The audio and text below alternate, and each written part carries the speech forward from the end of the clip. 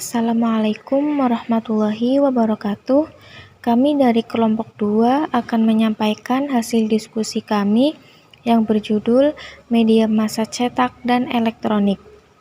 Kelompok 2 sendiri yang beranggotakan Ananda Yuni Pertiwi dengan NIM 214110102201, ada Muhammad Ashraf Nur Syifa dengan NIM 214110102104, dan saya sendiri Teska Asyifa dengan NIM 214110102038. Yang pertama yaitu pengertian media massa cetak dan elektronik.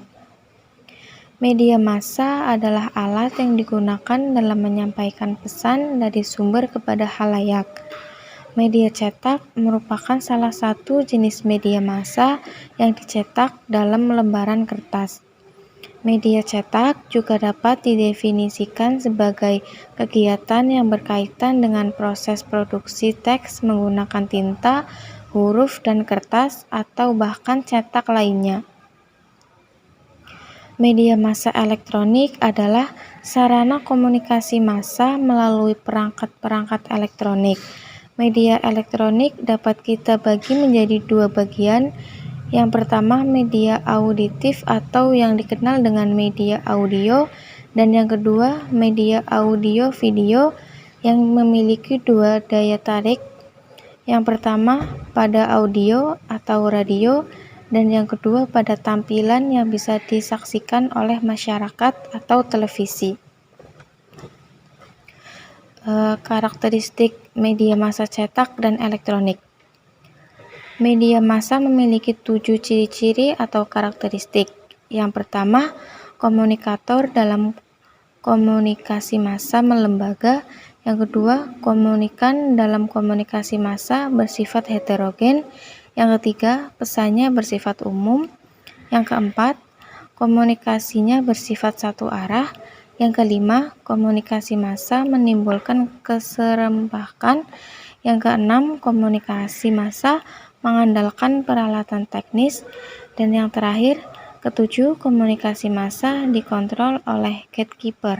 Ya, tadi itu ada pengertian media massa cetak dan elektronik, terus ada karakteristik media massa cetak dan elektronik. Yang selanjutnya itu ada karakteristik media massa cetak. Yang pertama itu ada publisitas atau penyebaran pada publik atau khalayak. Yang kedua itu ada periodesotas, yaitu menunjukkan pada keteraturan terbitnya, bisa harian, mingguan, atau 2 mingguan.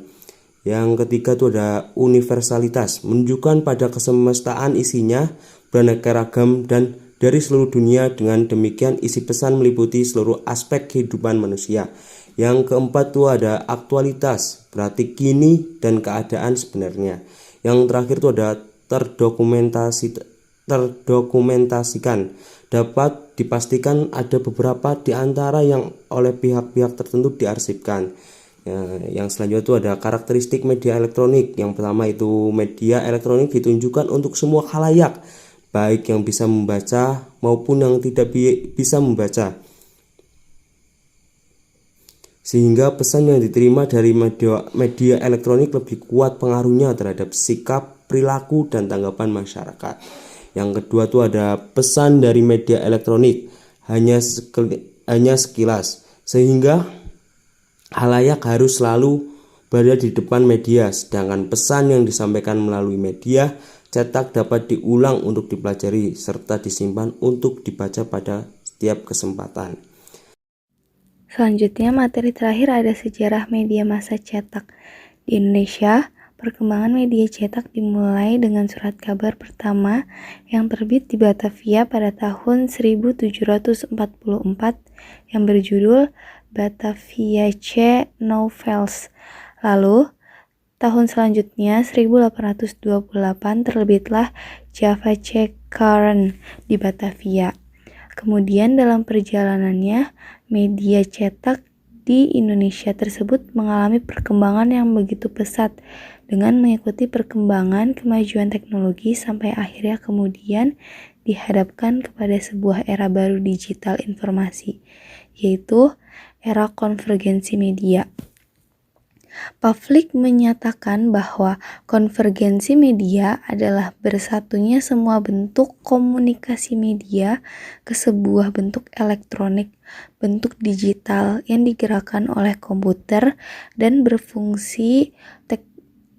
berfungsinya teknologi jaringan. Selanjutnya, ada beberapa tonggak perkembangan teknologi yang secara nyata memberi sumbangan terhadap perkembangan TIK hingga saat ini. Pertama, temuan telepon oleh Alexander Graham Bell pada tahun 1875. Temuan ini kemudian berkembang menjadi pengadaan jaringan komunikasi dengan kabel yang meliputi seluruh daratan Amerika. Bahkan, kemudian diikuti pemasangan kabel komunikasi transatlantik. Jaringan telepon ini merupakan infrastruktur masif pertama yang dibangun manusia untuk komunikasi global.